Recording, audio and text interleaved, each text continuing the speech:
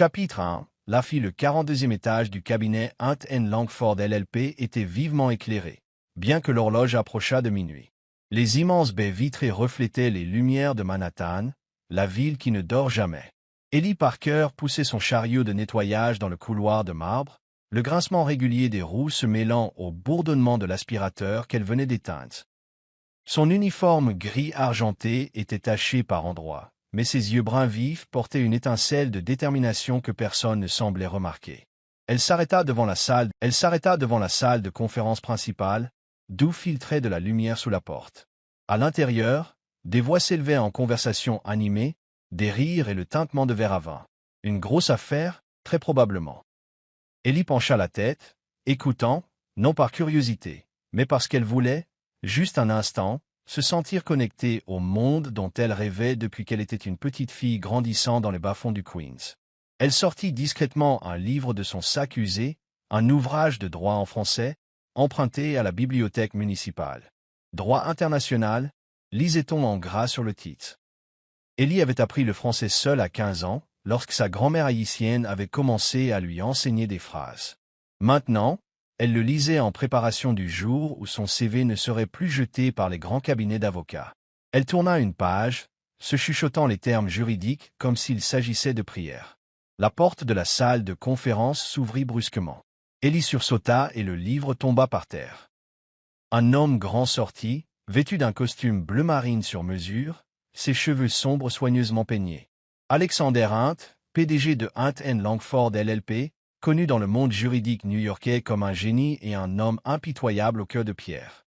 Ses yeux bleus glacial balayèrent Ellie et se posèrent sur le livre à ses pieds. « Qu'est-ce que vous faites ?»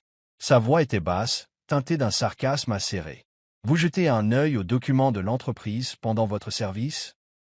Ellie se pencha pour ramasser le livre, le cœur battant. « Non, monsieur, c'est mon livre. » Alexander haussa un sourcil et s'approcha.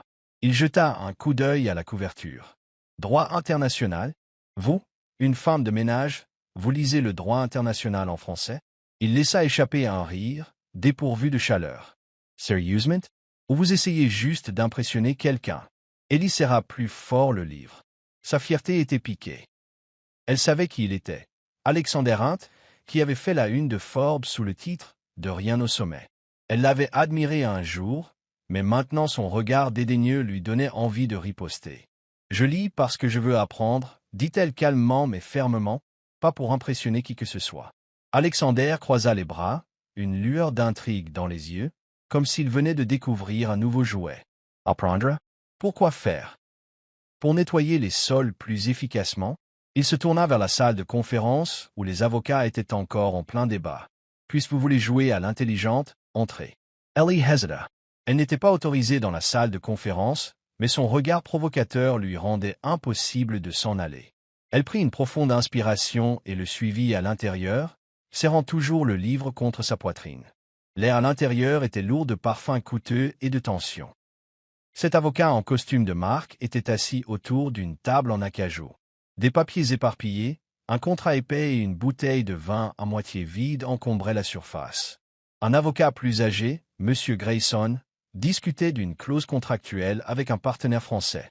Alexander leva la main pour le faire taire. « Messieurs, nous avons une experte inattendue ce soir. » Il insista sur le mot « experte » avec un ton moqueur, puis se tourna vers Ellie. « Cette jeune femme dit qu'elle lit le droit et le français. Eh bien, prouvez-le. » Il prit le contrat, le feuilleta jusqu'à une page dense remplie de petits caractères et le lança à Ellie. « Traduisez ça. Si vous êtes aussi intelligente que vous le pensez, faites-le. » Des rires éclatèrent dans la salle. Certains avocats secouèrent la tête. Ellie sentit leur regard comme si elle était une créature étrange dans une exposition de zoo. Ses mains tremblaient légèrement, non pas de peur, mais de fureur. Il la prenait pour une blague, mais elle n'en était pas une. Elle prit une inspiration, posa son livre et commença à lire. Sa voix était claire, chaque mot français résonnant comme un rythme. Clause 14.2, la partie A s'engage à transférer le contrôle des actifs dans les 90 jours suivant la signature, à condition que la partie B effectue le paiement intégral avant la date d'échéance.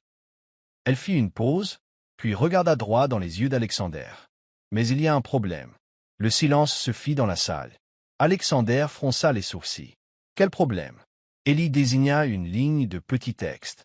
Cette note de bas de page est mal traduite dans la version anglaise. Elle stipule que si la partie B ne paie pas à temps, la partie A a le droit de récupérer les actifs et de facturer une pénalité de 20%. Mais la version anglaise ne mentionne que la récupération des actifs. Si vous signez tel quel, votre cabinet pourrait perdre des millions si le partenaire fait défaut. Grayson arracha le contrat, feuilletant les pages, le visage pâle. Elle a raison. Comment ai-je pu manquer ça? Il se tourna vers les autres, paniqué. Qui a approuvé cette traduction? Alexander resta figé, la main agrippée au bord de la table. Son regard sur Ellie ne contenait plus de moquerie. C'était autre chose. Le choc? La frustration? Il ne pouvait admettre qu'une femme de ménage venait de sauver la pièce d'une erreur désastreuse. Non, il ne pouvait pas la laisser gagner si facilement. Impressionnant, dit-il froidement.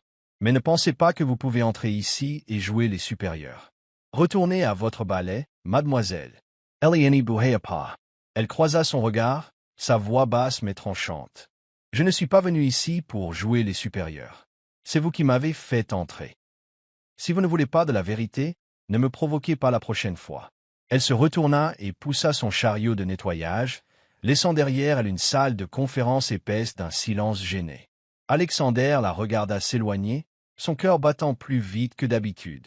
Il n'avait pas ressenti cela depuis des années, défié, exposé par quelqu'un qui n'avait que sa fierté. Un flash de mémoire traversa son esprit.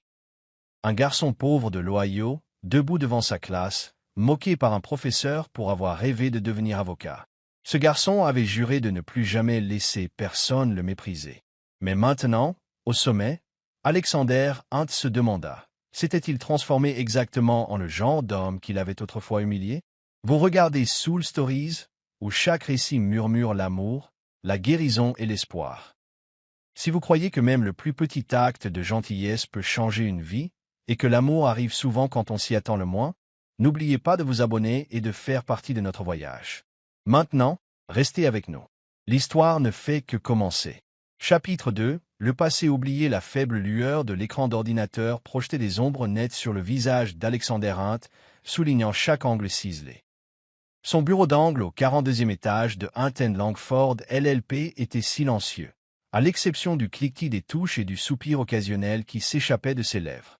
L'horloge murale indiquait 2 heures du matin, mais le sommeil n'avait jamais été son ami, pas depuis qu'il était un garçon dans l'Ohio travaillant à temps partiel dans une épicerie juste pour se payer des manuels. Sur l'écran, un email des RH avec en pièce jointe le dossier personnel d'Ellie Parker. Alexander l'avait demandé juste après l'incident dans la salle de conférence la veille. Il ne pouvait pas vraiment expliquer pourquoi, peut-être la curiosité, ou peut-être le regard défiant dans les yeux de cette femme de ménage qui persistait dans ses pensées. Ellie Parker, murmura-t-il en parcourant le texte. 25 ans, diplômé avec mention en droit du Kingsborough Community College. Pas de grande école de droit, pas de recommandations élogieuses de professeurs renommés, juste une longue liste d'emplois à temps partiel. Serveuse de restaurant, tutrice de français, personnel d'entretien. Il fronça les sourcils. Queensborough? Un community college? Comment quelqu'un comme elle pouvait-il lire des contrats juridiques internationaux et repérer une erreur que toute son équipe juridique avait manquée? Il fit défiler jusqu'à la section des notes. Nominé pour une bourse complète à la faculté de droit de l'Université de New York, mais a refusé pour des raisons personnelles. Alexander fit une pause, les doigts planant au-dessus du clavier. Refuser NYQ? Personne ne renonce à une telle opportunité à moins que... Il ouvrit un nouvel onglet et chercha Ellie sur les réseaux sociaux. Ses profils étaient presque vides, à l'exception de quelques publications sur des concours de procès simulés et d'une photo avec une femme plus âgée, probablement sa mère. La légende disait « Merci, maman, de toujours croire en moi ». Une douleur sourde étreignit la poitrine d'Alexander, comme une vieille cicatrice qu'on touche.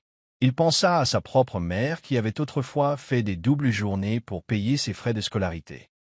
Il ne l'avait pas revue depuis le jour de sa mort, juste avant sa remise de diplôme de Yale.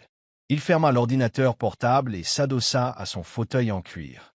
Ellie Parker lui rappelait lui-même, ou plutôt la personne qu'il était, un gamin pauvre avec rien d'autre que du talent et de la détermination.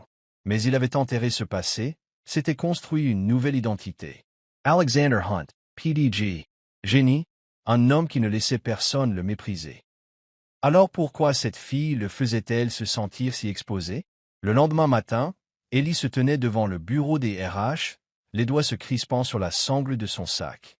Elle avait été convoquée pour avoir outrepassé ses limites, une phrase qui donnait l'impression qu'elle avait commis un crime grave, mais elle connaissait la vraie raison.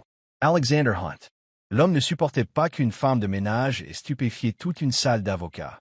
Elle prit une inspiration et poussa la porte. À l'intérieur, une femme d'âge moyen, Madame Carter, la directrice des RH, était assise derrière un bureau. Alexander se tenait près de la fenêtre, le dos tourné, la lumière du soleil projetant sa silhouette comme une statue de marbre. « Mademoiselle Parker » commença Madame Carter d'un ton ferme. « Vous êtes intervenue dans une réunion de haut niveau sans autorisation. Êtes-vous consciente que cela pourrait entraîner un licenciement ?» Ellie sentit la chaleur lui monter au visage. « Je ne suis pas intervenue, dit-elle, la voix calme mais inébranlable. On m'a demandé de traduire le contrat. Si j'avais refusé, vous m'accuseriez probablement d'insubordination. » Madame Carter fronça les sourcils, jetant un coup d'œil à Alexander pour obtenir des instructions. Il se tourna, ses yeux bleu glacial balayant Ellie. « Vous êtes douée pour trouver des excuses, mademoiselle Parker, mais vous n'avez pas votre place dans cette salle. Vous êtes une femme de ménage, pas une avocate. » Ellie serra les poings, ses ongles s'enfonçant dans ses paumes. Elle voulait crier, parler des nuits blanches passées à étudier le droit, des lettres de refus, de sa mère allongée sur un lit d'hôpital avec des factures qui s'accumulaient. Mais elle ne le fit pas. Elle ne voulait pas de leur pitié, surtout pas de la sienne. « Je n'ai pas demandé à être dans cette salle, dit-elle en fixant Alexander. C'est vous qui m'y avez traîné pour vous moquer de moi. Si vous voulez me punir pour avoir fait ce qui est juste, allez-y. » Le silence tomba dans la pièce. Madame Carter se racla la gorge, manifestement peu habituée à ce qu'un membre du personnel subalterne parle de cette façon. Alexander resta immobile, mais quelque chose vacilla dans ses yeux, pas de la colère, mais de la curiosité. Cette fille n'avait pas peur de lui. Elle ne s'excusait pas, ne baissait pas la tête.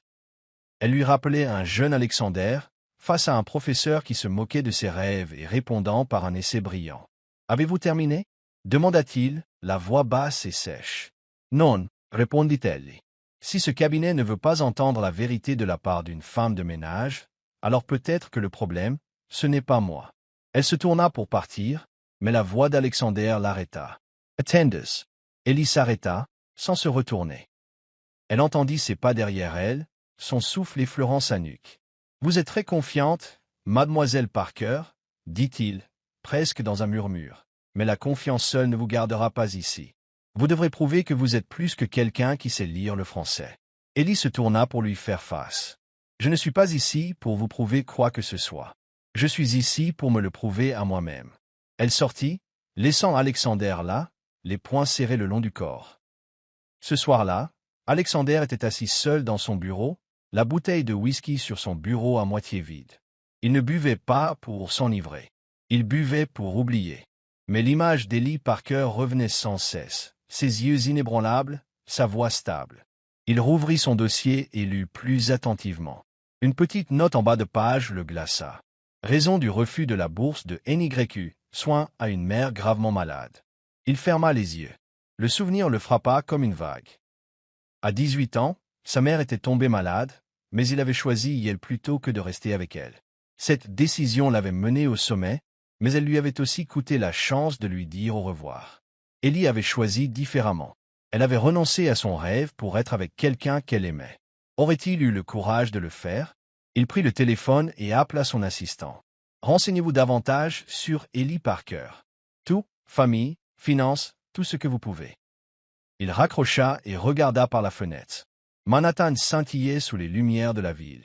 Mais pour la première fois depuis des années, Alexander en ressentit le vide. Ellie Parker était plus qu'une femme de ménage. Elle était un rappel de qui il était autrefois et de qui il avait enterré. Mais il n'était pas prêt à l'admettre. Pas encore. Chapitre 3. Barrières invisibles. Le petit appartement du Queens sentait le désinfectant et le café brûlé. Ellie Parker posa un plateau de nourriture à côté du lit de sa mère, où Marie gisait, respirant faiblement. « Essaie de manger un peu de bouillie, maman, » dit Ellie en forçant un sourire. Marie, ses cheveux argentés emmêlés sur l'oreiller, secoua la tête. « Tu devrais te reposer, Ellie. Je t'ai vu travailler toute la nuit. » Ellie ne répondit pas. Elle ne pouvait pas dire à sa mère que le service de nettoyage de nuit chez Hunt Langford LLP était le seul moyen de payer le loyer et les factures d'hôpital. Cet appartement exigu aux murs écaillés était partagé avec 2 colocataires, un chef cuisinier et une étudiante en soins infirmiers. Chaque mois, Ellie comptait chaque dollar, déchiré entre l'achat des médicaments de sa mère et le remboursement de ses dettes d'études. Mais elle ne se plaignait jamais. Se plaindre ne changerait rien. Elle s'assit sur la vieille chaise en bois et ouvrit son ordinateur portable. L'écran affichait un email de Hunt Langford datant de 6 mois. Merci pour votre candidature. Nous avons sélectionné un candidat plus approprié. Ellie avait postulé 3 fois, pour un stage, un poste d'assistante juridique, même comme secrétaire. Chaque fois, la réponse avait été la même. Sans relation, sans diplôme d'une université prestigieuse, son CV n'était qu'une autre feuille de papier ignorée. Pourtant, elle continuait de postuler. Hunt Langford était son rêve, un cabinet où les meilleurs avocats se battaient pour la justice. Ou du moins, c'est ce qu'elle croyait. Elle ferma l'ordinateur portable et regarda par la fenêtre. Le Queens était un flou de bâtiments gris et de klaxons.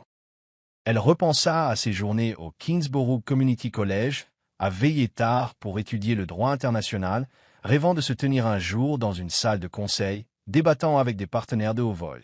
Mais la réalité lui avait appris que les rêves n'étaient pas faits pour les filles comme elle, une fille haïtiano-américaine des quartiers difficiles, sans personne pour lui ouvrir des portes. Chez Hunt Langford LLP, Alexander Hunt était assis dans son bureau, regardant Manhattan par la baie vitrée. Mais son esprit était ailleurs. Ellie Parker, la fille aux yeux inflexibles, avait élu domicile dans ses pensées. Le rapport de son assistant ce matin-là n'avait fait qu'empirer les choses. Ellie vivait dans une pension délabrée, s'occupait d'une mère atteinte d'une maladie cardiaque et cumulait 3 emplois pour joindre les 2 bouts. Non seulement elle avait refusé la bourse de NYU, mais elle avait également remporté un concours national de droit constitutionnel lors de sa 2e année. Alors pourquoi nettoyait-elle les sols ici? Alexander serra son stylo tandis que les souvenirs revenaient. Il se souvint avoir travaillé dans une épicerie, moqué par les clients parce qu'il portait des vêtements déchirés. Il avait juré de ne plus jamais être méprisé, et il avait tenu cette promesse. Mais à quel prix? Il avait oublié ce que c'était que de se battre pour quelque chose de plus grand que lui-même. Ellie, avec sa dignité féroce, lui rappelait le garçon qui rêvait autrefois de devenir avocat pour protéger les gens comme sa mère. Il se leva et appela sa secrétaire. Planifier une réunion avec Ellie Parker. Aujourd'hui, il ne savait pas ce qu'il faisait, mais il devait la voir. Pas pour s'excuser, Alexander Hunt ne s'excusait pas, mais pour savoir si cette fille était vraiment celle qu'il pensait. Cet après-midi-là, Ellie se tenait devant le bureau d'Alexander, le cœur battant. Elle avait pensé que l'incident de la salle de conférence serait oublié. Pourtant, elle était là, convoquée à nouveau. Elle frappa et entra. Le bureau était immense. Bureau en noyer, étagère remplie d'épais volumes juridiques. Alexander était assis derrière le bureau, son costume bleu marine impeccable, les yeux aussi vifs que du verre. « Mademoiselle Parker, dit-il d'une voix basse. Asseyez-vous. Ellie restait debout. Les mains jointes devant elle.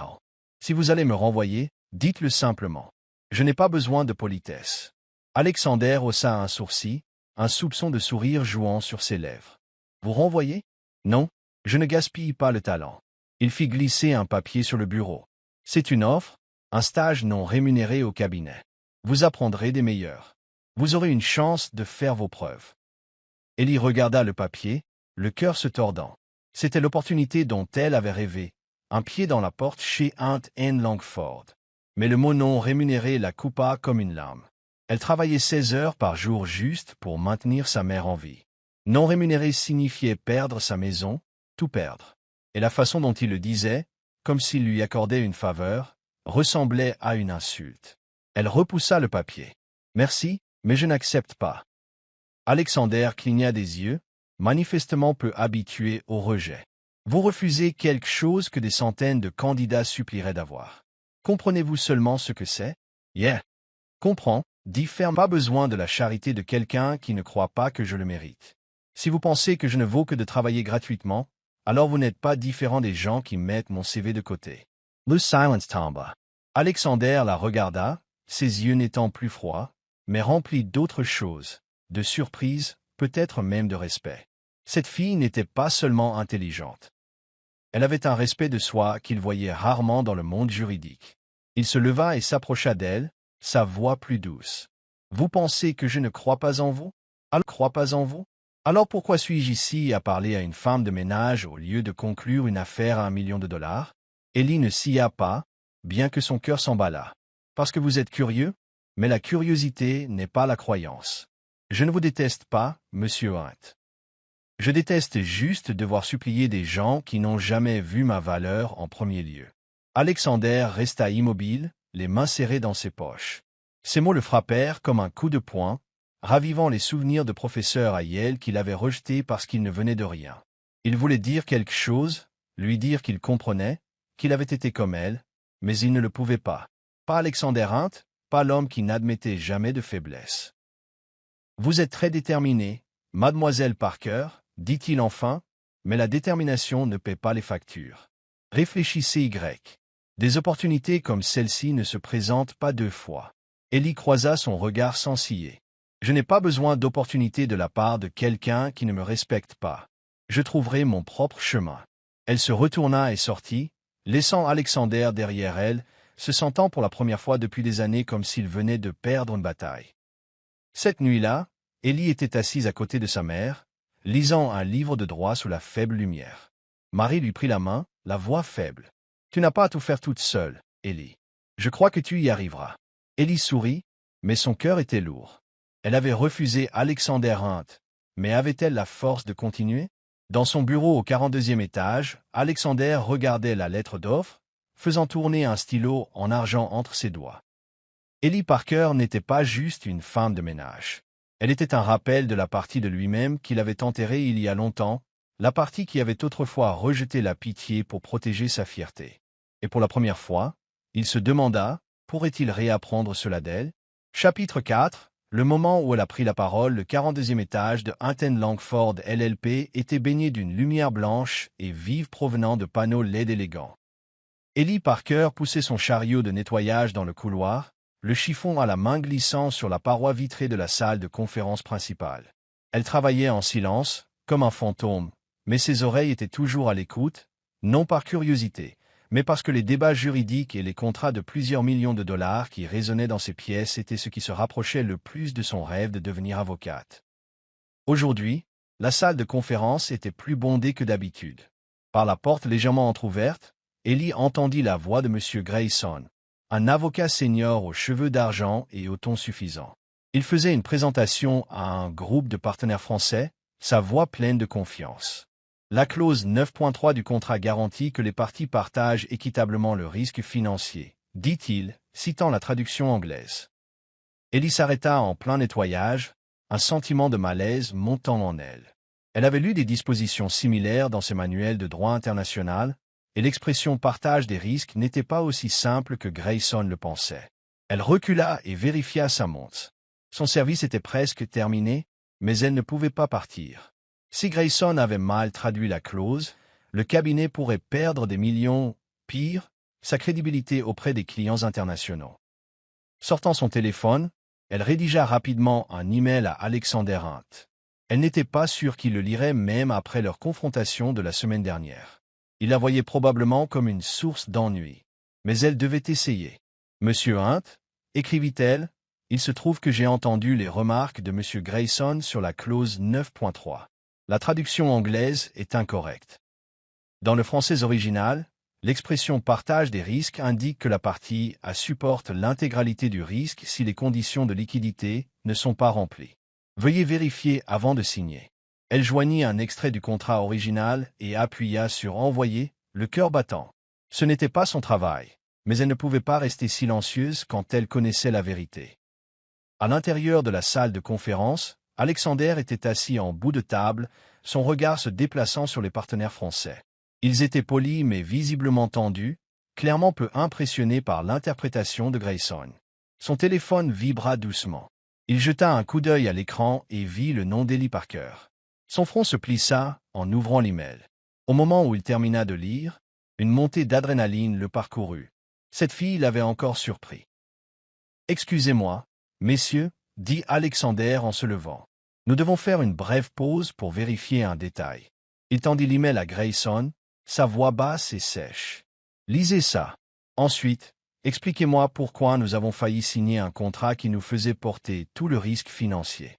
Grayson pâlit, feuilletant frénétiquement le document original. Je n'avais pas vu cette ligne, balbutia-t-il. Les partenaires français échangèrent des regards. L'un d'eux demanda à voir l'original. Après quelques instants d'examen, ils hochèrent la tête. Cette clause doit être modifiée, dit l'associé principal. Nous apprécions votre souci du détail. L'affaire fut sauvée. Les partenaires acceptèrent de signer une fois la révision faite, et la tension dans la salle se dissipa. Alexander balaya du regard les visages autour de la table, sachant exactement qui avait sauvé la situation.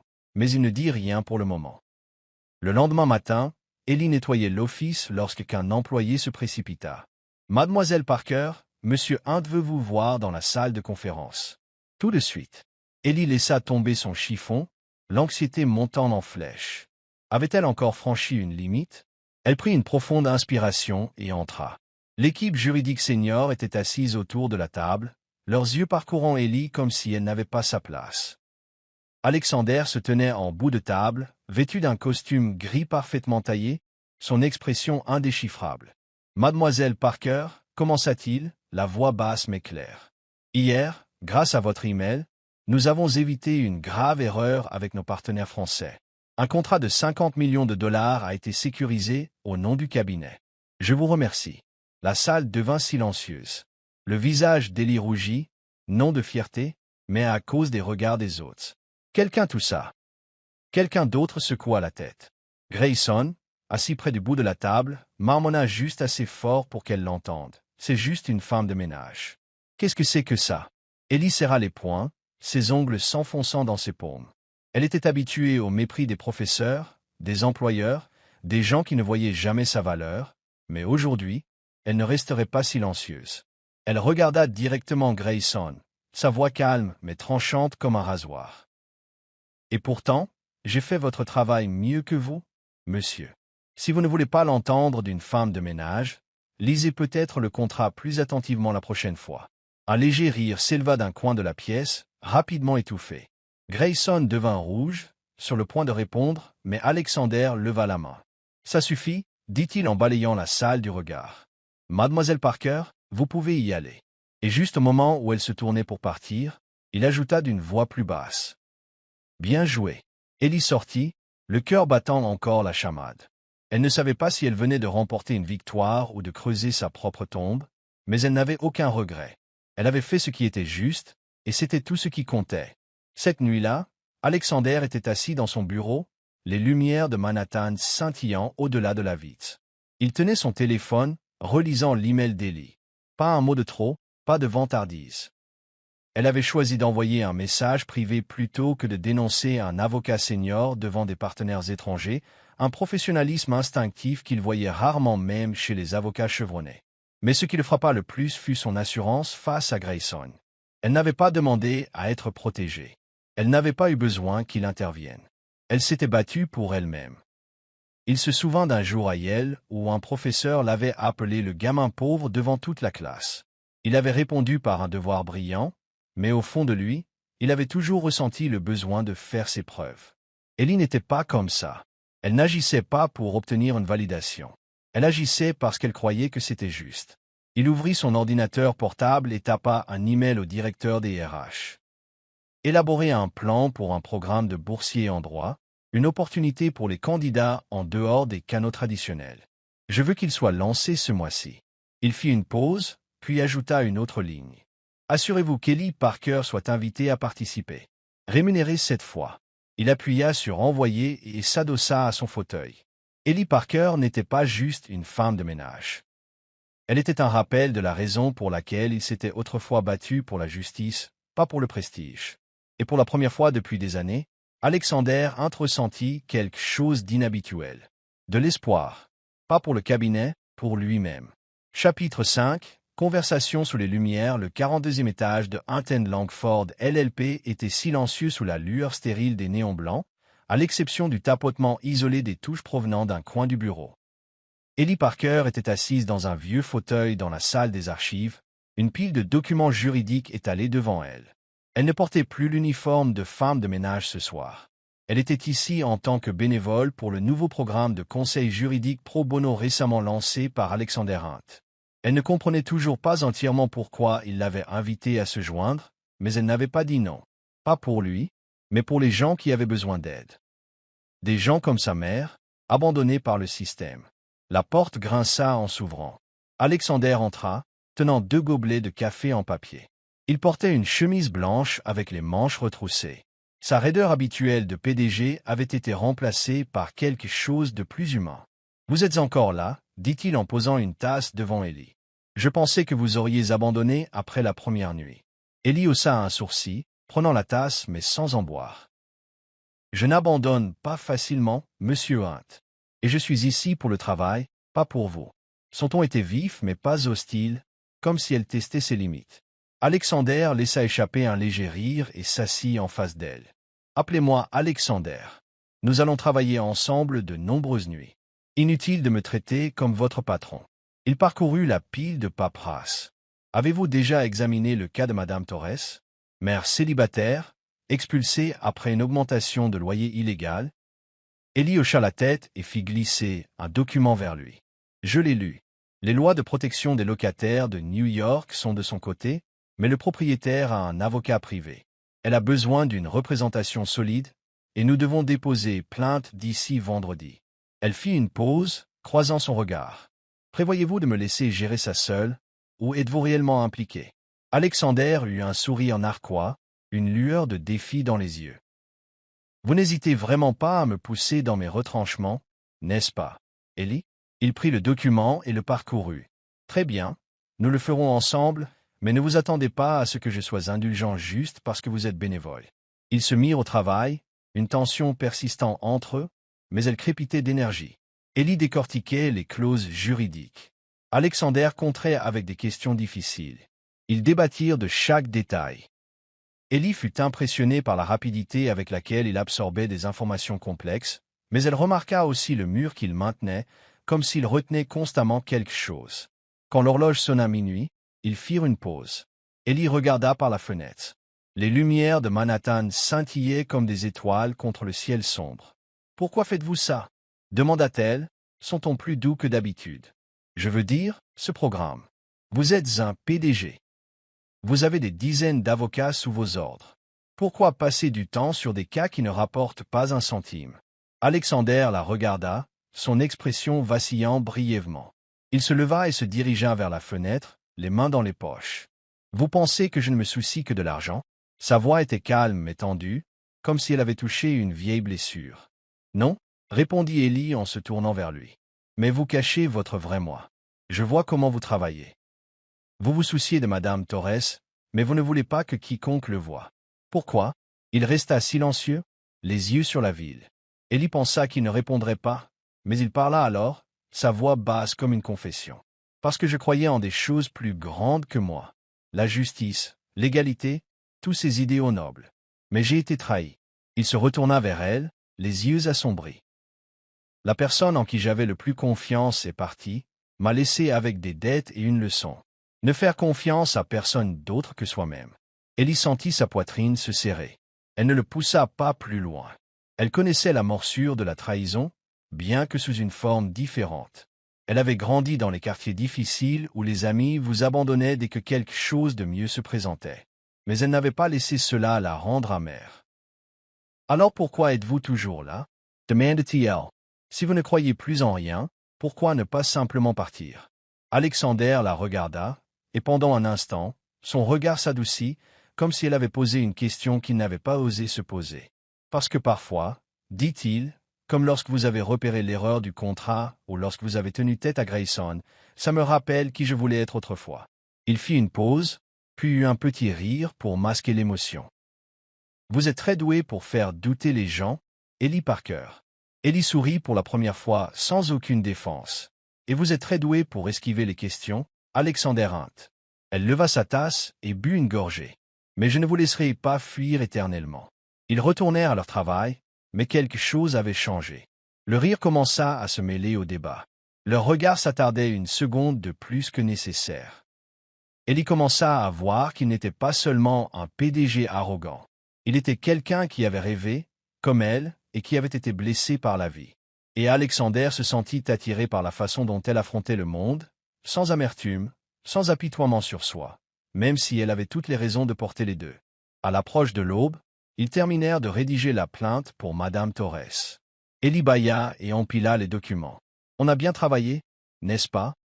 dit-elle, fatiguée mais contente. « Très bien, » répondit Alexander, les yeux sur elle, avec un regard qu'il ne pouvait pas tout à fait nommer. « Vous êtes talentueuse, Ellie. Tout le monde ne pourrait pas faire ce que vous venez de faire. » Ellie haussa les épaules en se levant. « Je n'ai pas besoin de compliments. Je veux juste aider les gens comme elle. » Elle mit son sac sur son épaule et se retourna vers lui. « Mais merci de m'avoir donné cette chance, même si je ne sais toujours pas pourquoi. » Alexander sourit, un vrai sourire cette fois, sans sarcasme. « Vous comprendrez, un jour. » Il se leva et l'accompagna. « Laissez-moi vous escorter jusqu'au hall. Le Queen's n'est pas exactement sûr à cette heure. » Ellie hésita, puis hocha la tête. Ils entrèrent ensemble dans l'ascenseur, les lumières tamisées projetant une douce lueur sur leur visage. Dans le silence, Ellie ressentit quelque chose qu'elle ne pouvait pas tout à fait définir. Pas de l'amour, mais de la compréhension. Comme si deux personnes qui s'étaient autrefois perdues s'étaient en quelque sorte retrouvées. La nuit suivante, Ellie retourna au bureau, prête pour un autre long service. Alexander était déjà là, avec un café frais et un sourire tranquille. Ils ne mentionnèrent pas la conversation de la veille, mais ils savaient tous les deux qu'une porte s'était entr'ouverte. Et sous les lumières de Hunton Langford LLP, deux cœurs apprenaient lentement à faire confiance à nouveau. Chapitre 6. Rumeurs et confrontations. Le 42e étage de Hunton LLP, autrefois un phare d'espoir pour Ellie Parker, semblait maintenant étouffant sous le poids des chuchotements et des regards furtifs. Elle poussait son chariot de nettoyage dans le couloir, essayant d'ignorer la sensation d'yeux dans son dos. Depuis cette nuit de travail aux côtés d'Alexander Hunt sur le programme juridique pro bono, Ellie avait remarqué un changement dans l'atmosphère du bureau. Le personnel administratif évitait son regard, et quelques avocats seniors murmuraient dans son dos lorsqu'elle passait. Elle n'était pas naïve, elle savait exactement de quoi il chuchotait. Ce matin-là, quand Ellie alla chercher son planning au RH, Madame Carter lui tendit un bout de papier avec une expression froide. « Vous avez été réaffecté au nettoyage du sous-sol à partir d'aujourd'hui, » dit-elle, sans plus d'explication. Ellie serra le papier, la poitrine se nouant. Le sous-sol. Vieux dossier, matériel cassé et pas une seule fenêtre. Ce n'était pas un travail, c'était une punition. Elle se tourna pour demander pourquoi, mais une voix cinglante résonna du coin de la pièce. « Oh, ne soyez pas si surprise, Parker. Tout le monde ne gravit pas les échelons en se rapprochant du patron. » Sophia Langford se tenait là, les bras croisés, ses cheveux dorés brillants, et son sourire aussi acéré qu'une larme. Avocate senior et ex d'Alexander, la source des rumeurs, clairement, selon lesquelles Ellie avait couché pour se faire remarquer. Le visage d'Ellie rougit, mais elle garda sa voix stable. « Si vous avez des preuves, apportez-les. Sinon, ne me faites pas perdre mon temps. » Elle se détourna et partit, mais les mots de Sophia restèrent avec elle, résonnant dans son esprit. Ce n'était pas juste des ragots, c'était une attaque contre tout ce pourquoi Ellie avait travaillé. Sur sa dignité. Le sous-sol était humide et sombre, l'odeur de moisissure des documents vieillissants imprégnant l'air. Ellie travaillait en silence, sa fierté s'érodant lentement à chaque coup de balai. Elle avait rejeté la pitié d'Alexander, avait tenu tête à Grayson, et pourtant elle était là, poussée sous terre, comme si tout ce qu'elle avait fait n'avait rien signifié. Elle commença à se demander si elle devait abandonner, non pas son rêve, mais Hunton Langford. Un endroit où elle ne se cale. De retour au 42e étage, Alexander Hunt se tenait à la fenêtre, la mâchoire serrée, tandis que son assistant lui rapportait les nouvelles. « Les rumeurs sur Mademoiselle Parker se propagent rapidement, » dit l'assistant. « Les gens disent qu'elle s'est rapprochée de vous pour un traitement de faveur. Le conseil s'est réuni ce matin. Ils ont voté pour la réaffecter au sous-sol. Ils essaient d'envoyer un message. » Alexander serra les poings, ses ongles s'enfonçant dans ses paumes. Il savait exactement d'où les rumeurs avaient commencé. Sophia Langford. Depuis leur rupture, elle avait essayé de garder le contrôle par tous les moyens possibles. Mais ce qui le mettait plus en colère, c'était la lâcheté du conseil. Il se moquait de la vérité. Ils voulaient seulement étouffer toute menace à leur ordre. Et Ellie, avec son cran et sa brillance, était une menace. Appelez le conseil, dit Alexander, la voix glaciale. Maintenant, la réunion eut lieu dans la salle de conférence principale, la même pièce où Ellie avait autrefois sauvé une affaire de plusieurs millions de dollars. Autour de la table était assis le conseil, Grayson, Sophia et 3 autres avocats seniors. Alexander resta debout en bout de table, les mains dans les poches, une tension émanant de lui. « Nous devons parler d'Ellie Parker », commença-t-il, sa voix basse mais tranchante comme un rasoir, une femme de ménage qui a empêché une erreur contractuelle critique et qui a contribué à notre programme pro bono. Alors dites-moi, pourquoi nettoie-t-elle le sous-sol? Grayson toussa, jetant un coup d'œil à Sophia. Monsieur Hunt, il y a des rumeurs de comportements inappropriés. Nous ne pouvons pas permettre qu'une employée subalterne ternisse la réputation du cabinet. Des rumeurs? La lèvre d'Alexander se retroussa tandis que son regard se posait sur Sophia. Je n'ai pas besoin de deviner d'où elles viennent, mais si vous êtes menacé par Ellie Parker parce qu'elle est meilleure que vous dans ce domaine, alors peut-être que le problème, c'est vous, pas elle. Sophia eut un rire cassant, forcé. Tu n'es pas sérieux, n'est-ce pas, Alexander? C'est une femme de ménage. Tu l'as laissée entrer dans ton projet fétiche, et maintenant tout le cabinet rit dans ton dos. Alexander s'approcha d'elle, sa voix cinglante. Il rit dans mon dos? Ou rit-il parce qu'ils sont terrifiés qu'une fille sans diplôme d'une grande université puisse les surpasser tous? Il se tourna vers le conseil. Je propose le lancement d'un programme de boursiers en droit, une opportunité de formation formelle pour des candidats négligés comme Ellie. Si vous ne le soutenez pas, je le financerai moi-même, et Ellie Parker sera la première acceptée. Grayson se leva, la voix tremblante. C'est un cabinet d'avocats, pas une œuvre de charité. Nous ne pouvons pas avoir une femme de ménage représentant Hunt & Langford. Alexander le foudroya du regard, la voix calme mais impérieuse.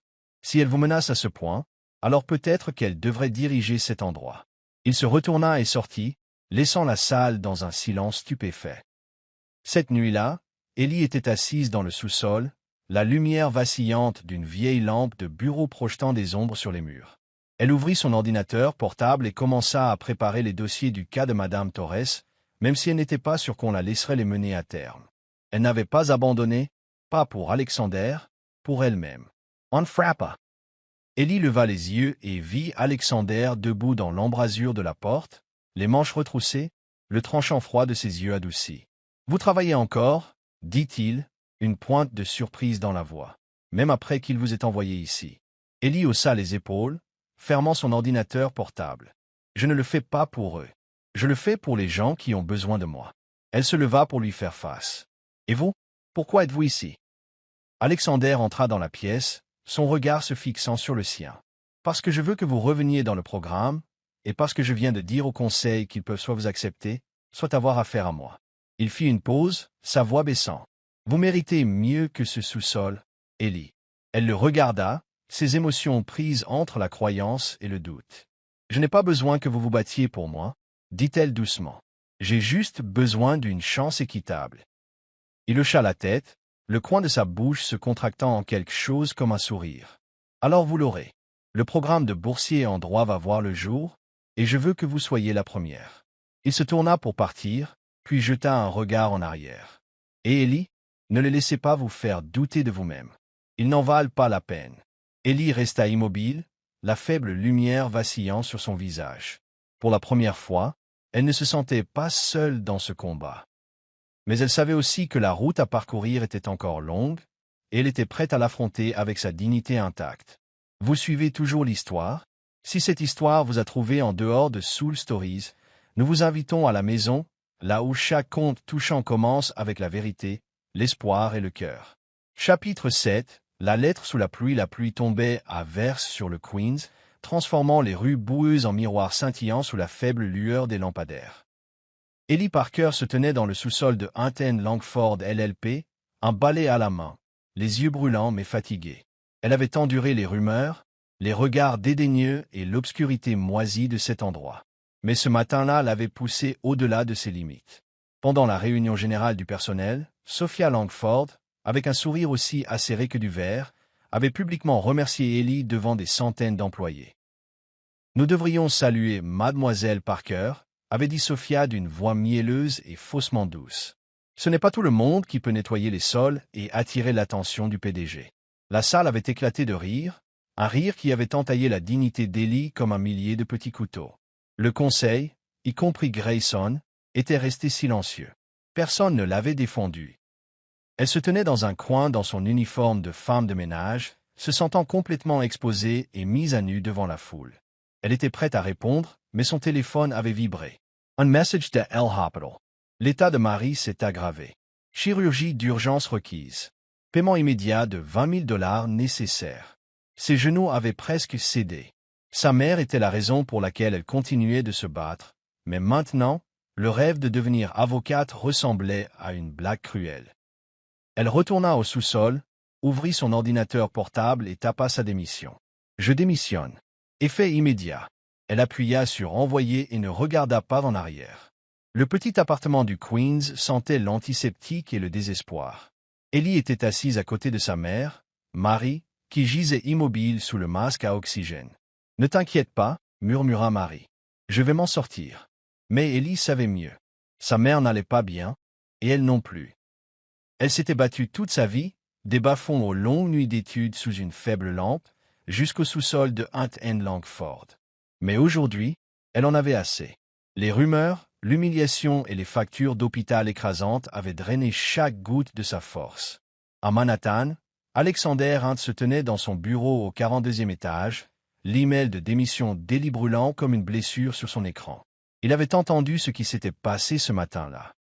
Son assistant lui avait fait un rapport complet. La pique cruelle de Sophia, le silence du conseil, les rires. Ses poings s'abattirent sur son bureau, la rage l'inondant. Il s'était battu contre le conseil pour protéger Ellie. Il ne s'attendait pas à ce qu'ils aillent aussi loin, et maintenant, elle avait abandonné. Il attrapa son téléphone. « Trouvez l'adresse d'Ellie Parker » dit-il à son assistant. « Maintenant. » La pluie battait contre le pare-brise de sa Mercedes alors qu'il se rendait dans le Queens. Il n'avait aucune idée de ce qu'il allait dire. Alexander Hunt ne courait pas après les gens. Il ne s'excusait pas. Mais Ellie n'était pas n'importe qui. Elle était la seule personne qui lui rappelait qui il était autrefois. Sa pension émergea du déluge, peinture écaillée, escalier rouillé. Il sortit sous la pluie, son costume trempé, et frappa à la porte de l'unité 3B. Pas de réponse. Il frappa de nouveau, plus fort. Finalement, la porte s'ouvrit. Ellie se tenait là dans un vieux sweat à capuche, les yeux rouges, mais le regard d'acier. « Monsieur Hunt, » dit-elle, sa voix un mélange d'incrédulité et de colère. « Qu'est-ce que vous faites ici ?» Alexander regarda par-dessus son épaule, le cœur se tordant en voyant Marie sur le lit, le sifflement du ventilateur remplissant le silence. « Ellie, je sais pour la réunion, pour les rumeurs, pour Sophia. Vous ne pouvez pas les laisser gagner. » Ellie croisa les bras, bloquant l'entrée. « Gagner ? Elles ont déjà gagné. J'ai démissionné parce que je ne peux pas continuer à travailler dans un endroit qui me dépouille de ma dignité. » Sa voix tremblait, mais elle resta ferme. « Vous ne comprenez pas, Alexander. Vous êtes le PDG. Je ne suis que la femme de ménage. » Il s'approcha, la pluie glissant sur son visage. « Je comprends. J'ai été un gamin pauvre de l'Ohio, moqué pour avoir rêvé de faire du droit. Je sais ce que c'est que d'être rejeté. » Il fit une pause, la voix baissant. « Votre mère est malade. Je peux payer les factures d'hôpital. Vous n'avez pas besoin de partir. » Ravenous. Le corps d'Ellie se raidit, ses yeux flambant de colère. « Vous pensez que je vendrais ma fierté pour de l'argent?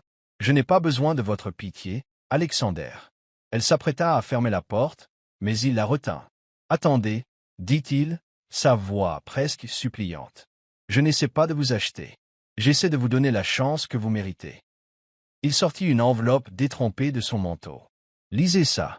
Si vous voulez toujours que je parte après, je partirai. » Ellie hésita, puis prit l'enveloppe et ferma la porte, laissant Alexander seul sous la pluie, les yeux remplis de la même douleur que ce garçon de l'Ohio à qui on avait dit un jour qu'il ne serait jamais assez.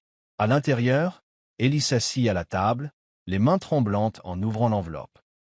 L'encre était tachée par la pluie, mais l'écriture était encore lisible, chaque mot gravé profondément dans son cœur. « Ellie, je ne suis pas doué pour les excuses, mais je vous en dois une. J'ai eu tort de vous laisser affronter le conseil seul. Vous êtes la seule personne chez Hunt Langford assez courageuse pour dire la vérité, pour rester droite, même quand le monde essaie de vous abattre. J'étais comme vous autrefois, un garçon pauvre travaillant dans une épicerie, moqué pour avoir rêvé de faire du droit. Je me suis élevé, mais en cours de route, j'ai perdu ma raison d'être. Vous m'avez rappelé que je me battais autrefois pour la justice. Pas pour le prestige, point n'abandonnez pas. Pas pour moi, pour vous-même. Vous méritez d'être vu. Je me battrai pour votre place, non par pitié, mais parce que je crois en vous. Point Alexander. Ellie plia la lettre, des larmes coulant sur ses joues. Elle ne pleurait pas de tristesse, mais parce que pour la première fois, quelqu'un l'avait vue. Alexander ne s'était pas seulement excusé, il avait ouvert une partie de lui-même qu'elle savait que peu de gens avaient jamais vue. Elle regarda sa mère, qui dormait toujours. Marie avait toujours dit, « Ne laisse pas le monde te faire douter de toi-même. » Ellie essuya ses larmes, serrant la lettre contre sa poitrine. Elle se sentait déchirée, non pas à cause de l'argent, non pas à cause de l'offre, mais parce qu'en Alexander, elle voyait quelqu'un qui avait autrefois perdu son chemin, tout comme elle, et qui essayait maintenant de le retrouver. La pluie tombait toujours dehors, mais dans le cœur d'Ellie, pour la première fois depuis longtemps, une lueur d'espoir s'agita. Chapitre 8. L'avocate anonyme. Le tribunal du logement de Manhattan était silencieux sous la lueur tamisée du petit matin. Les pas résonnaient sur ces sols en pierre usée, se mêlant au murmure des locataires anxieux attendant leurs audiences. Ellie Parker se tenait devant un miroir fissuré dans les toilettes des femmes, ajustant un blazer emprunté à sa colocataire. Ce n'était pas un costume d'avocat coûteux, mais elle n'avait pas besoin de vernis aujourd'hui. Elle était là pour aider Rosa Torres, une mère célibataire luttant contre une expulsion illégale. Ellie serra le dossier dans sa main et prit une profonde inspiration. La lettre d'Alexander Hunt, bien que laissée à la maison, résonnait encore dans son esprit. « N'abandonnez pas. Vous le méritez. » Depuis sa démission de Hunt Langford LLP, Ellie avait passé 3 jours à préparer ce cas. Elle ne le faisait pas pour l'argent, Madame Torres n'avait rien à donner.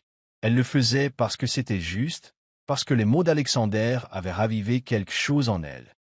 Elle avait étudié les lois de protection des locataires de New York, avait coaché Madame Torres sur la façon de se présenter au tribunal et avait préparé chaque document justificatif.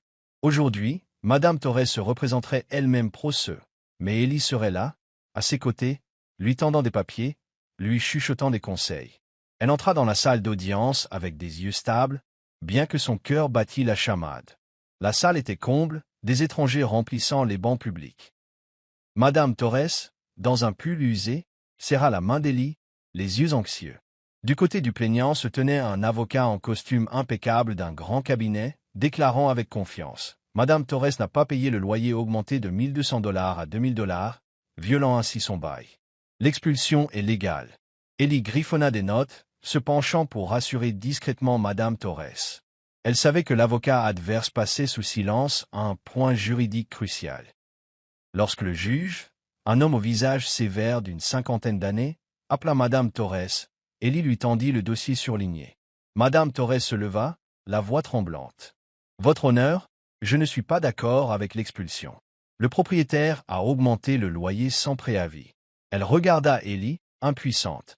Avec la permission du juge, Ellie se leva. Sa voix était claire. « Votre honneur, je suis Ellie Parker. J'assiste Madame Torres en tant que bénévole. Puis-je clarifier avec des documents à l'appui ?» Le juge haussa un sourcil. « Vous n'êtes pas avocate ?» Ellie secoua la tête. « Non, monsieur, mais j'ai étudié ce cas de manière approfondie et j'ai des preuves à présenter. » Il hocha la tête. « Proceeds. Elias Ivanka. En vertu de la section 7, article 223b de la loi sur les locataires de New York, les propriétaires doivent fournir un préavis d'au moins 60 jours pour une augmentation de loyer. Madame Torres n'a reçu qu'un message texte une semaine avant. Cela viole cette loi. Voici le bail et le message comme preuve. » Elle remit les documents, sa voix calme mais vive. L'avocat adverse objecta, tenta de déstabiliser Madame Torres avec des questions de procédure, mais Ellie lui chuchota des suggestions, la rassurant. Lorsque l'avocat évoqua un précédent, espérant la dérouter, Ellie se leva de nouveau. « Votre honneur, dans l'affaire Rivracé. Landlord, 2018, le tribunal a statué que les augmentations de loyer illégales annulent les procédures d'expulsion. Madame Torres a le droit de rester et de demander des dommages et intérêts. Son argumentation était précise. L'avocat adverse vacilla, feuilletant des papiers avec panique.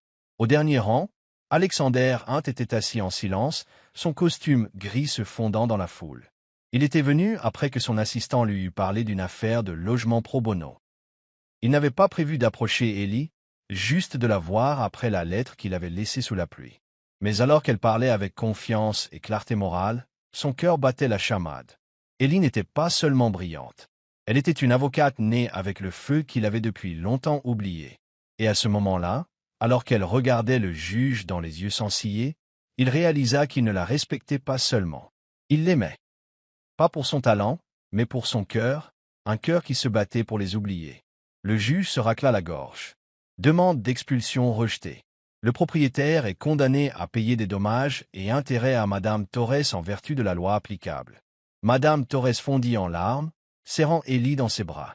Quelques spectateurs murmurèrent des éloges, et le juge lui fit un signe de tête. « Bien joué, mademoiselle Parker. Je vois rarement quelqu'un d'aussi préparé qui n'est pas avocat. » Ellie sourit, les yeux brillants. « Merci, votre honneur. Je voulais juste aider Madame Torres. » Elle fit une pause, puis regarda la salle d'audience. « Et je veux remercier quelqu'un qui m'a rappelé de ne pas abandonner juste au moment où je pensais ne plus pouvoir continuer. Cette personne sait qui elle est. » Alexander baissa la tête, cachant le mélange d'émotions sur son visage. Elle n'avait pas dit son nom, mais la gratitude dans sa voix lui était destinée. Sa lettre l'avait atteinte, tout comme elle l'avait atteint. Il savait qu'elle n'avait pas besoin de lui, mais il voulait être à ses côtés, apprendre d'elle comment vivre à nouveau avec un cœur. Ellie sortit du palais de justice dans la lumière matinale de Manhattan. Le soleil perça les nuages, brillant sur son visage. Madame Torres lui tenait fermement la main, répétant ses remerciements. « Vous êtes mon ange » murmura-t-elle. Ellie secoua la tête. « J'ai juste fait ce qu'il fallait. » Lorsque Madame Torres partit, Ellie resta un moment, respirant l'air frais. Elle ne savait pas qu'Alexander avait été là. Mais elle sentit quelque chose, sa présence peut-être, ses mots toujours avec elle. Dans la voiture de retour à Hunton Langford, LLP, Alexander regardait par la fenêtre, des images d'Ellie inondant son esprit. Le programme de boursier en droit avait été approuvé, et il s'assurerait qu'elle soit la première. Non pas parce qu'il l'aimait, mais parce qu'elle le méritait, et parce qu'il voulait apprendre d'elle comment croire à nouveau à la justice. Ellie retourna à son appartement dans le Queens, posant doucement les documents sur la table. Sa mère, encore faible, sourit. « Tu m'as rendu fier aujourd'hui, » dit Marie. Ellie tint la main de sa mère, des larmes coulant sur ses joues. Elle sortit la lettre d'Alexander du tiroir et la relut une fois de plus. Elle était prête à continuer à se battre, pas seulement pour elle-même, mais pour toutes les Madame Torres qui attendaient encore d'être vues. Vous regardez Soul Stories, en exclusivité sur notre chaîne. Si vous êtes toujours avec nous, laissez un commentaire, nous les lisons et les chérissons tous. Abonnez-vous pour soutenir d'autres histoires originales et sincères. Merci de faire partie de la famille Soul Stories. Chapitre 9. Une chance à elle. Le 42e étage de Hunton Langford LLP brillait sous la lueur des lumières LED. Mais pour Ellie Parker, la luminosité ne semblait plus étrangère. Il y a 2 semaines, elle avait reçu un email d'Alexander Hunt l'informant qu'elle avait été sélectionnée pour le programme de boursier en droit, une initiative conçue pour former des candidats issus de canaux de recrutement non traditionnels. Elle avait hésité. Le souvenir des rumeurs et de l'humiliation lors de la réunion d'entreprise la hantait encore. Mais la lettre d'Alexander, son encre tachée par la pluie, avait ravivé un feu en elle. Elle était revenue, non pour lui, mais pour prouver sa valeur et à elle-même. Aujourd'hui était son premier jour en tant que boursière en droit. Elle était assise dans la salle de formation, un espace élégant avec des tables en bois et un écran mural. 4 autres candidats, tous diplômés d'écoles de droit d'élite, lui jetaient des regards de côté remplis de curiosité et d'un scepticisme silencieux. Ellie portait un blazer emprunté, ses cheveux attachés en arrière, un stylo serré dans sa main. Elle savait ce qu'il pensait. Que fait la femme de ménage ici? Mais elle s'en moquait. Elle était là pour apprendre, pour travailler et pour saisir une opportunité que personne ne pourrait lui enlever. Hélène Carter, l'avocate superviseur, distribua la première mission, une analyse d'un litige contractuel international fictif. « Vous avez 3 jours pour préparer vos rapports et les présenter au conseil, dit-elle. Montrez-nous ce que vous avez dans le ventre. » Ellie griffonna des notes, son esprit analysant déjà les clauses contractuelles et les précédents juridiques. Ce n'était pas juste un exercice, c'était sa chance de prouver qu'elle avait sa place. Dans les jours qui suivirent, Ellie travailla sans relâche. Le jour, elle s'enterrait dans la bibliothèque juridique du cabinet, se penchant sur d'épais volumes juridiques et des décisions en ligne. La nuit, elle retournait à l'appartement dans le Queens, rédigeant son rapport sous la faible lampe de bureau. Sa mère, Marie, encore faible après l'opération, lui souriait depuis son lit. « Tu me rends fière » murmura-t-elle. Ellie lui tint la main, le cœur lourd du poids des factures impayées. Mais la semaine dernière, quelque chose d'étrange s'était produit. L'hôpital avait appelé pour l'informer que tous les coûts de l'opération et du traitement de Marie avaient été entièrement couverts par un donateur anonyme. Ellie soupçonnait Alexander, mais elle ne demanda rien. Sa fierté ne le lui permettrait pas. Ce qu'elle ne savait pas, c'est qu'Alexander, depuis son bureau du 42e étage, avait tout arrangé discrètement. Après qu'elle l'eut rejeté sous la pluie, il comprit qu'elle n'accepterait jamais la charité. Mais il ne supportait pas de la voir tout porter seul. Il contacta l'hôpital par l'intermédiaire de la fondation caritative du cabinet et demanda que son identité reste cachée. « Elle n'a pas besoin de savoir, » dit-il à son assistant. « Assurez-vous simplement que sa mère reçoive ce dont elle a besoin. » Il ne le fit pas pour la conquérir. Il le fit parce qu'il croyait qu'elle méritait la liberté de poursuivre ses rêves sans être écrasée par le poids de la survie. Alexander observait de loin, lisant les rapports hebdomadaires de Carter. Ellie posait les questions les plus difficiles, repérait une faille dans une clause que les autres avaient manquée et travaillait avec un niveau de concentration qui laissa Hélène Carter stupéfaite. Alexander était fier, mais c'était plus que ça. Il ne voulait pas seulement qu'elle réussisse. Il voulait être près d'elle, apprendre de la résilience et du cœur qu'elle portait comme une armure. Le jour de la présentation arriva rapidement. Ellie se tenait dans la salle de conférence principale du cabinet, l'endroit même où elle avait été humiliée par Sophia Langford. Le conseil, Grayson, Sophia et 3 avocats seniors étaient assis autour de la table, leurs expressions froides et évaluatrices. Alexander était assis en bout de table, costume bleu marine impeccable, les yeux indéchiffrables mais tranquillement dans l'attente. Ellie fut la dernière à présenter. Elle prit une inspiration et s'avança, rapport en main. « Mesdames et messieurs, ce cas hypothétique concerne un litige contractuel international sur les conditions de rémunération. La clause 12.4 impose une pénalité de 20% pour les retards de livraison de la partie A. Cependant, cela contredit l'article 74 de la CVIM qui exige des limitations raisonnables sur les dommages-intérêts. Elle cita des lois, disséqua des précédents et proposa des amendements clairs. Sa voix était stable, précise. Sophia croisa les bras, cherchant des failles, mais Ellie avait anticipé chaque question. Je recommande de renégocier la clause 12.4 pour l'aligner sur les normes internationales et protéger les intérêts de l'entreprise, conclut-elle en fixant le conseil. Le silence tomba. Hélène Carter hocha la tête, griffonnant des notes.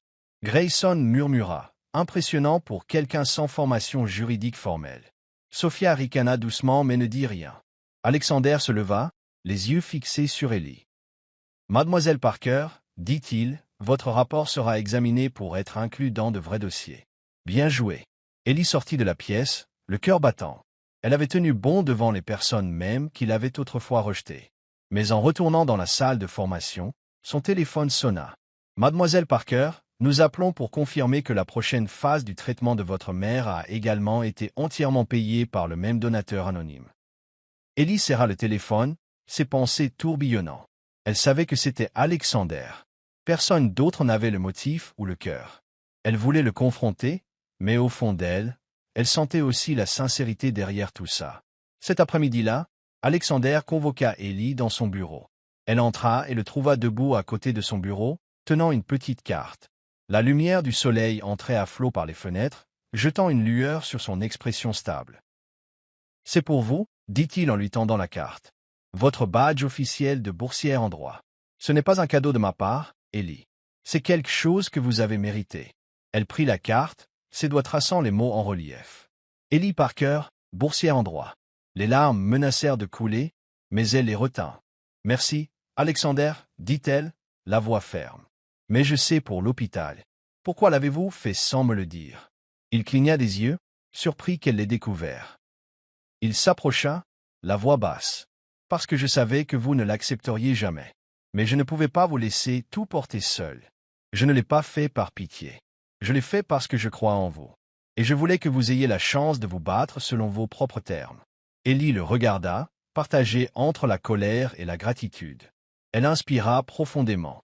Je ne vous décevrai pas, mais je dois être clair. Je suivrai mon propre chemin. Je n'ai besoin de personne pour me guider. Pas même vous. Alexander sourit sincèrement. Je n'en doute pas. Mais si vous me le permettez, j'aimerais marcher à vos côtés. Non pas pour vous guider, mais pour voir jusqu'où vous irez. Ses yeux rencontrèrent les siens, remplis d'admiration et de quelque chose de plus profond. Élie hocha la tête, puis se tourna pour partir. Le badge serré dans sa main, comme une promesse. Elle n'était plus la fille qui nettoyait les sols. Elle était Élie Parker, boursière en droit, et elle allait prouver sa valeur. Ce soir-là, Élie était assise à côté de sa mère, racontant la journée. Marie lui tint la main, les yeux brillants. « Tu me rends fier » murmura-t-elle. Élie sourit à travers ses larmes. Elle pensa à Alexander, non seulement comme l'homme qui avait ouvert une porte, mais comme quelqu'un qui avait cru en elle quand elle ne le pouvait plus. Elle sentit une connexion maintenant, comme deux cœurs autrefois perdus qui trouvaient enfin leur chemin l'un vers l'autre. Chapitre 10. Le contrat de deux cœurs. La lumière du début de l'été se déversait par les fenêtres du petit bureau au 42e étage de Hunt & Langford LLP, jetant des rayons dorés sur le bureau en noyer d'Élie Parker. Il y a 2 ans, cette pièce était une salle de repos pour les agents d'entretien, remplie de chaises usées et de l'odeur rance de vieux café. Maintenant, c'était son bureau privé, un symbole de son parcours et du respect qu'elle avait gagné. Vêtue d'un blazer bleu parfaitement ajusté, Élie regarda la plaque sur sa porte, Élie Parker. Son cœur se gonfla de fierté, de gratitude et d'une pointe d'incrédulité devant le chemin parcouru. Au cours des 2 dernières années, Élie et Alexander avaient travaillé côte à côte sur le programme d'aide juridique pro bono du cabinet, soutenant des locataires comme Rosa Torres. Les débats nocturnes sous les néons du bureau les avaient rapprochés. Alexander n'était plus le PDG arrogant qui se moquait d'elle. Il était maintenant son partenaire au travail et dans ses objectifs, respectant profondément son intégrité. Et Élie, avec son honnêteté inflexible et son cœur féroce, l'avait aidé à redécouvrir les idéaux qu'il avait longtemps enterrés. Leurs sentiments avaient grandi lentement, à travers des regards, des rires partagés et de longs silences lourds de sens. Aujourd'hui, Alexander était assis en face d'elle, son regard plus sérieux que d'habitude. « Élie, il y a quelque chose que je dois dire. » Il fit une pause, faisant tourner un stylo en argent entre ses doigts, une vieille habitude quand il était nerveux. « Quand je vous ai rencontré, j'avais oublié qui j'étais. Juste un gamin pauvre de l'Ohio, travaillant dans une supérette, rêvant de devenir avocat pour se battre pour la justice. Le succès m'a rendu arrogant. Je pensais que seuls les diplômés des grandes universités comptaient. Mais vous avez changé ça. » Le cœur d'Élie battait la chamade. Elle ne l'avait jamais entendu parler avec une telle honnêteté brute. « Alexander, vous n'avez pas à dire tout ça. Je sais ce que vous avez fait, les dons à l'hôpital, le programme de boursier en droit. Je ne vous ai jamais remercié correctement. » Alexander secoua la tête et se leva. Il s'approcha et sortit une feuille de papier pliée de sa poche, la posant doucement devant elle. « Lisez ça. Ça le dit mieux que je ne le pourrai jamais. » Élie l'ouvrit. Ses yeux se posèrent sur le titre « Contrat pour l'avenir ». Il n'y avait qu'une seule clause, écrite de sa main nette. Clause 1. Élie Parker et Alexander Hunt conviennent de construire un avenir ensemble, fondé sur le respect, la confiance et l'amour. Elle rit à travers ses larmes. Bien sûr, ce n'était pas une demande en mariage. Pas encore. C'était une confession écrite dans le seul langage qu'un avocat comme lui connaissait le mieux. « Vous êtes sérieux ?» demanda-t-elle, la voix tremblante, à moitié amusée. « Un contrat? Vous ne pouvez pas le dire comme une personne normale ?» Alexander sourit, les yeux doux. « Je suis avocat, Élie. Je suis meilleur avec les contrats qu'avec les discours. Mais si vous le voulez simplement, je vous aime. Pas parce que vous êtes brillante ou parce que vous me changez.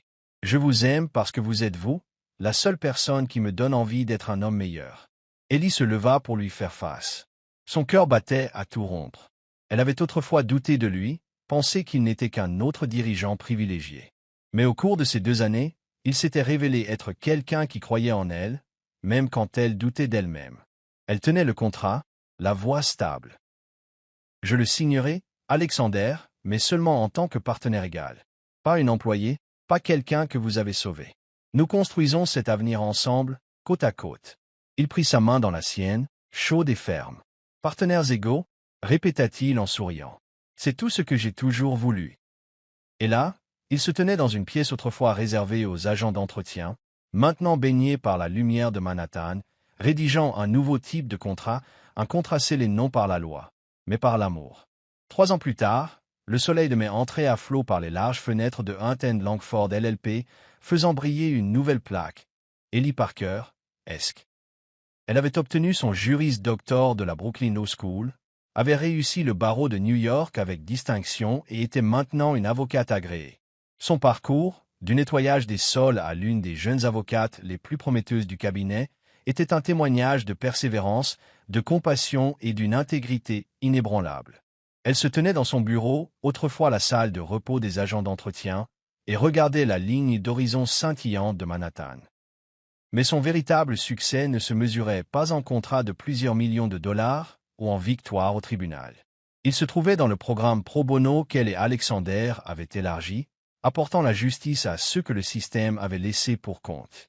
Des mères célibataires comme Rosa Torres aux familles d'immigrants en difficulté, Ellie avait représenté des centaines de personnes, mettant tout son cœur dans chaque cas.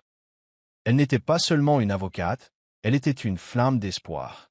Sa mère, Marie, maintenant en meilleure santé, vivait dans un petit mais confortable appartement dans le Queens, entretenu par le revenu stable d'Ellie.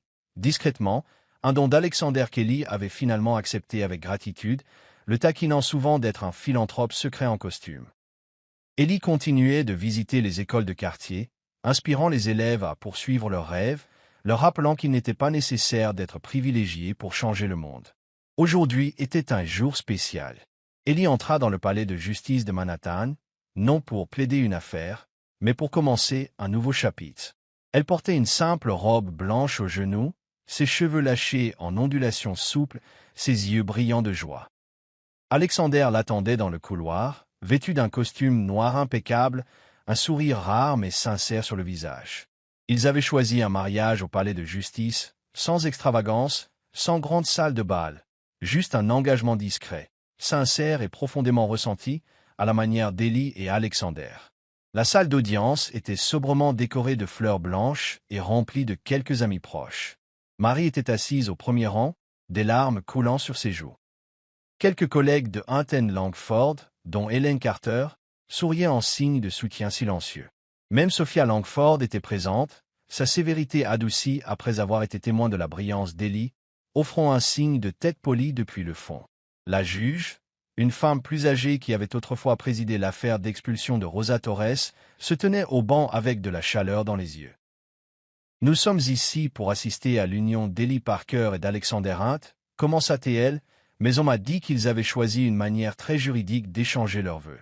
Alexander s'avança et sortit un papier soigneusement plié, un nouveau contrat écrit de sa main familière. Il le tendit à Ellie, ses yeux brillants d'affection. « Il y a 3 ans, je vous ai donné un contrat sur la construction d'un avenir. Aujourd'hui, je veux en signer un nouveau, avec l'éternité en tête. » Ellie l'ouvrit et sourit à travers ses larmes. Clause unique, Ellie Parker et Alexander Hunt promettent de s'aimer, de s'honorer et de se battre pour la justice ensemble, pour toujours. Elle rit, la voix tremblante. Vous ne pouvez toujours pas le dire comme une personne normale, n'est-ce pas? Il lui prit les mains, sa voix basse mais pleine d'émotion. Je t'aime, Ellie, pas seulement parce que tu es la meilleure avocate que je connaisse, mais parce que tu m'as appris à vivre avec un cœur. Je veux passer le reste de ma vie à apprendre de toi. Ellie serra ses mains, son regard inébranlable. Je t'aime aussi, Alexander, et je signe ce contrat non seulement en tant qu'avocate, mais en tant que femme qui se tiendra à tes côtés, égale et fidèle, alors que nous construisons quelque chose de meilleur ensemble. Elle signa, il signa. Des rires parcoururent la salle. La juge sourit.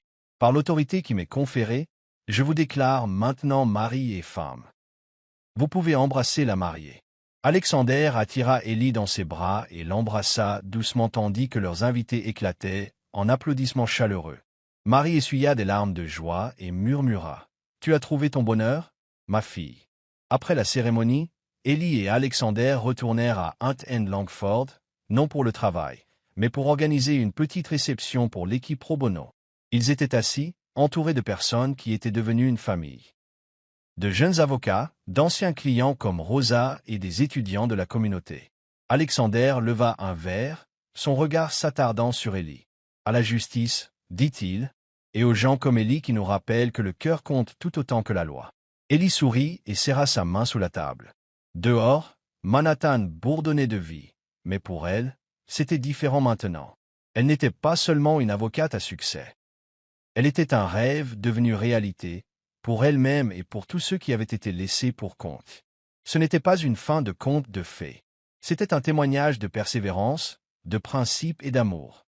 Et dans ce bureau qui sentait autrefois le vieux café, Ellie et Alexander écrivirent une nouvelle sorte de loi. Amour, respect, ne jamais abandonner.